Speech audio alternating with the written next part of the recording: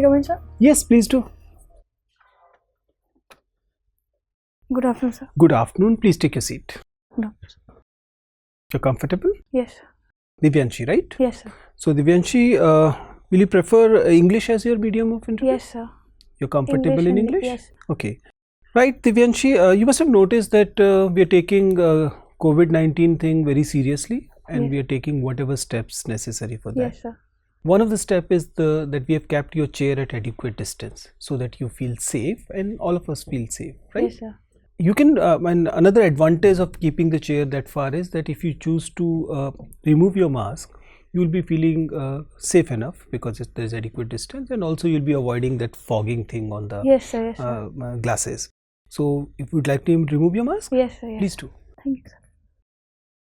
You're comfortable? Yes. Feeling relaxed? Yes. Right, let us start then. Divyanshi, to begin with, I want you to introduce yourself to the board members in a manner that your name is not repeated, your caste, your community, other identity markers are not mentioned. Please do. Sir, I belong to Shahjahanpur and I have done my schooling from there only. And after that, I completed my civil engineering from JSS Academy of Technical Education, Noida. And after that, presently I am teaching as a faculty in a coaching institute for civil services, and at the same time also preparing. You are a candidate, you are a faculty at a coaching center, though your education is in civil engineering. Yes, sir. So, whatever happened to that little piece of paper you got which mentioned that you're a graduate engineer? Sir, actually presently I felt like I am preparing for civil services only, so I would be able to more involve in that process only, so that's why I opted for this. It is also a sort of like freelancing or sort of activity which I do to support myself financially so that I don't get dependent on family much.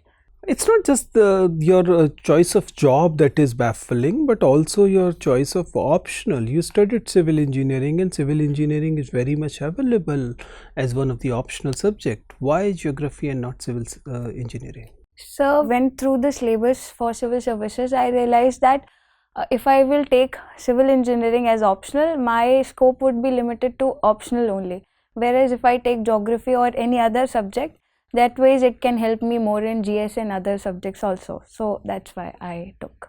Well, your knowledge of geography, my colleagues will be definitely asking you a few questions. But tell me, in geography there is surveying. Yes. And so is in civil engineering. Yes, sir. Right. What exactly is the difference between surveying in geography and the one in civil engineering? So in civil engineering, we do surveying more specifically for the purpose of construction or for applied aspect.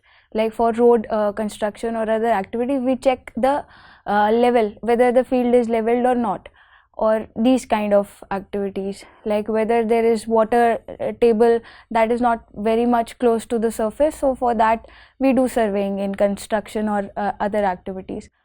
And in geology, we mostly do surveying for exploration or for basically understanding the soil quality or minerals. That is more specifically part of geology. So it is the utility that differs, or the methods also differ? So I think engineering, we study more applied aspects, whereas but you just mentioned that in the geography also you're doing it for minerals and all, which is as applicable as the other applied one is. Yes, sir, but I think in geography that surveying is not very much important as it is in engineering, or it's more of geology. Divyanshi, have you ever heard of writer Naomi Wolf? No, sir. No. Naomi Wolf wrote a book, and her very important area is the beauty myth. You mentioned that in your spare time you help your mother in the beauty parlor thing. Yes, sir. What exactly is the beauty myth? Have you heard it? So beauty myth, in my limited knowledge, I have not exactly heard it, but if you allow me, whatever. Can you just analyze for us the all women space that one shares when it comes to beauty parlors? How that space, the all women space in the beauty parlor, is different from the rest of the society outside that parlor? So I didn't got the question. You didn't because you couldn't get the idea of beauty myth either. Doesn't matter. Tell me, what is beauty? So beauty is anything which makes one self-confident. So it is not just external, it can be internal. It is not physical. It can, the notion that we have presently, that mostly society have, that it is mostly exterior, it is mostly physical. Why is it so that when it comes to women, the idea of feeling comfortable about the body or the confidence has to do with the body and the appearance of the body, while such norms are not really applicable to men? So I partly agree with this idea. It is not necessary that beauty or the external thing of the body that will help in confidence building or other measures, but the society and the patriarchal setup that is like that, which kind of pushes a person or a woman to think that ways. So that is. You studied from Noida, you're probably still staying with the Noida. Tell me why the idea of Noida could not be replicated in other parts of the state. So I think Noida was a planned city when it was made. So whereas in other, so it was deliberately planned in this manner. But other areas. But other efforts by state government to set up similar industrial townships have not succeeded, be it Tronika, be it other UPSC IDC projects. Only Noida was such a good success, and it could not be replicated. There must be some other reasons. So one thing is its nearness to the Delhi capital territory region. That is one reason, and so it is able to attract more investments in the region. Whereas, can you name the districts that are part of NCR? So Gurgaon districts that are part of UP NCR. Districts part of NCR. Sir, Hapur, Meerut, and this Noida and Bulandshahr. Is Noida a district? No, sir, Gautam Buddh Nagar. Fine. Yes, and so Bulandshahr, Agra, these all come under. Agra is in NCR or not? Yes, sir, I guess it is. So the Mathura must be in the NCR as well. How many districts are there in NCR? Sir, I exactly don't know. You don't know. Fine, thank you. So you have a unique combination of what geography as well as civil engineering. So what in geomorphology, the two overlapping topic with civil engineering. One is called channel morphology, and the second is called slope analysis. Yes, sir. And both you have to read in what civil engineering too. So my first very important question is what, look in channel morphology, we measure the what actually length. Suppose Ganga river, the length we measure is what 2510 kilometers. So the right person, how we measure? How the length 2510 kilometers we calculated? I don't know. You don't know? Look, it's a very difficult one, and whatever the length we calculated, that is what longitudinal profile from origin to mouth, right? Yes, sir. And we take what median point at different locations, and all such median points is going to join by an imaginary line, and that the length of imaginary line is what length of what channel, that is 2510 kilometers. Otherwise, the north coast and south coast or bank and having a different length. Yes. So that very important point. Okay, slope analysis you have to read in both. So we have a slope, concave slope, convex slope, rectilinear, right, and free face. These are the slope. Look, why rectilinear slope is ideal for construction of what roadways and railways. So rectilinear slope ideal for construction of roadways, railways, any kind of construction you can do on what? Look, this particular slope. And other slopes, form of slopes, that is what convex, concave, free face, very difficult to be used. Why? So I think rectilinear slope, it is because of, sir, I exactly don't know. It is almost a straight line. Yes, sir. Right? And that's why construction is quite, because you are right person to what actually ask the question, because both are overlapping. Okay, my next question is related to what rimland theory, you know. In present international relation, Yes. Look, there are out of several remote locations, such certain remote locations become very important for Indian foreign policy. Look, India's never first policy is totally based on our what? Remote locations. Yes, sir. But we have Pakistan, we have Bangladesh, right? Yes. We have what? Sri Lanka, we have Maldives, right? And all having what remote locations, Myanmar remote locations. Out of all, we are focusing maximum this time on Bangladesh. So why suddenly Bangladesh as well as Myanmar emerge a very important remote location in Indian foreign policy, particularly geopolitics? Tell me. So, with respect to Bangladesh, presently, as Prime Minister Modi went there, I think the trade relations that India is now willing to increase Look, with. geopolitics, location analysis, Yes, sir. right? Strategic. What is the strategic importance of what Bangladesh, right, and Myanmar, considering the strategic importance of Northeast? Giving you some clue, please. So it is one is with respect to China, the debt trap policy that China extends and kind of it also increasing its presence in the Indian Ocean region, building those ports and the Ring of Pearl policy of China. So developing more infrastructurally or geo-economic and strategic relations with these countries can in a way help in countering. Okay, look, in which part of geography you Yes. consider yourself very comfortable for good conversation? Any part which is specialized? So agriculture or might be regional. Yes, agriculture. Look, in agriculture and what? Minerals, resources, So regional development. regional development. Very good. Look, we have what actually provisions in our budget, and one of the provisions in our budget is what?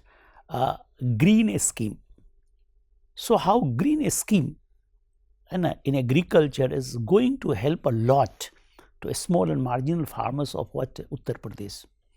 Green scheme, you know? Oh, sir, I don't. You I'm don't. not aware. Look, recently Government of India has introduced a new bill we call what? New mines and what? Minerals amendment bill, right? Look, this is what going to free captive mines.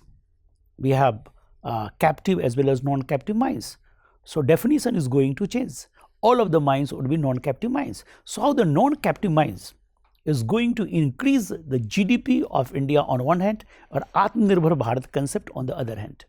So captive mining and non-captive mining. So it the mining and can be done by the companies and they can use it for self. Sir, I'm not very You sure. are not very clear. Very Yes, clear. sir. You have. Okay. Thank you. Thank you. Thank you. Divyanshi. Yes. Divyanshi, you live in Noida and also hails from Shahjahanpur. Yes, sir. Where is Shahjahanpur? So Shahjahanpur is located in the Rohilkhand division in the alluvial plains of Uttar Pradesh. Okay, adjoining areas, district? So adjoining districts are Bareilly Okay. and Hardoi. So there is a thermal power project in Shahjahanpur. Yes, sir. What's its name? So Reliance Thermal Power Plant. Does it call Rosa Thermal yes, Power? sir. Plant Rosa also? Thermal. Fine. What are those conditions, availability of the raw materials or anything else, that makes that facilitates this particular plant to be located over there? So raw material I think is imported from other areas. I'm It is asking, not what locally. were those possible reasons behind establishing this thermal power plant, because of there is no coal, Yes. supplies of the coal things. So, Why it has been located in Rosa itself? So I think it is the availability of cheap labor in the region. One thing is this Only in factor, and then Shahjahanpur? the policy factor from the government side. So government has just randomly picked up the site. Okay, let's have a thermal power plant in Rosa, so that would go ahead with this. You are saying exactly. No, sir. It I am not very. You are not aware. Yes, sir. Okay, fine. What is the connection between Pandit Ram Prasad Bismil and Shahjahanpur?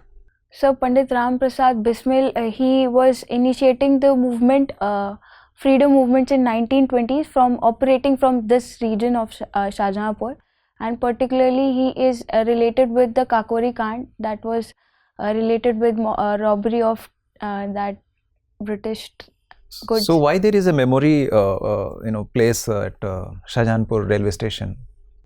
Yes, sir. There is a place, I want to say, like, where his statue is located over there. Yes, sir. Ram Prasad Bismil and two others are there, Ashfaqullah Khan and Roshan Singh. So he was one of the important revolutionaries of that time. That much I know. Yes, sir. Anyways, So he was. what is Mera COVID Kendra? I am not. In Uttar Pradesh, there is an app called Mera COVID Kendra. What it facilitate? What is its intention behind launching this app? So intention, I am not aware about the app. You are not aware of this. Fine. There has been Ramsar sites which have been in Uttar Pradesh recently, which have been added. Which are those sites? So I can remember Sandi in Hardoi, that is one, and Is there any site in Parvati, Shahjahanpur Agra. also? No, sir. Noida? So in Noida, Okhla Bird Sanctuary. That So is you there. can only recall one site. So Nawabganj is one. ठीक है. Samaspur and There is an international bird festival which has recently been observed in Uttar Pradesh. Which district? so, Not aware of this. $1 trillion economy dream which Uttar Pradesh is visualizing under the current leadership. How it's going to be fulfilled? so it can be full. Specific 3 reasons. I'm going to say 3 strategies with which UP government wanted to go with this. So one thing, agriculturally, UP is important agricultural state. So I think the agriculture sector that needs to be given a boost, and that is why in budget also, in UP budget, there are specific schemes. What is the role of the Western Uttar Pradesh in this plan of scheme? So Western Uttar Pradesh mostly is related with commercial crops production and is more developed compared to other parts of the UP. So it will help in more like food processing industries, and the other lead activities can be. Okay, there is a scheme called ODOP. Are you aware of this? So one district, one product. Yes. So if I name Shahjahanpur district, so which product is being there under this scheme? So carpet is one product that is covered. How much you are sure of this fact? So not very sure. Not very sure. Right. So, Okay, Divyanshi, if we look at the current economic health of the country, it appears that we are already in trouble, and it also appears that future is not very bright either. What are the factors apart from COVID-19 that you believe have resulted in such miserable shape of our economy? So there are largely 4 factors that play a role in economy: labor, land, and capital, and so one more is there. So one is the labor reforms that we are lacking in. Secondly, the land also. There are issues when it comes to infrastructural projects, the bottlenecks that we face when it comes to land acquisition and other activities. So that is one other problem, and then it is the capital. Attracting investment is also an issue, so broadly manufacturing sector, that is the premature withdrawal from industrialization. Only yesterday the government announced slashing of interest rates on all savings across the board. Yes, sir. Isn't it a bad idea to discourage saving? So it is not a bad idea, but I think key savings, now the consumption have declined very much, that it is kind of a liquidity trap situation. So What is liquidity trap situation? So where government is trying to incentivize people to spend, but people are still holding money to and not investing or not consuming. So you believe that this reducing of interest will snatch money from people, but will it be available to government to spend? No, sir. It would be available to public. More money can be made available to public to So spend. people will be forced to withdraw money from their long-term savings like PPF and will spend on buying food. No, sir. It would not be like that, I guess. So it is not a forceful measure, but it kind of encourages people if they have more money, if like they can.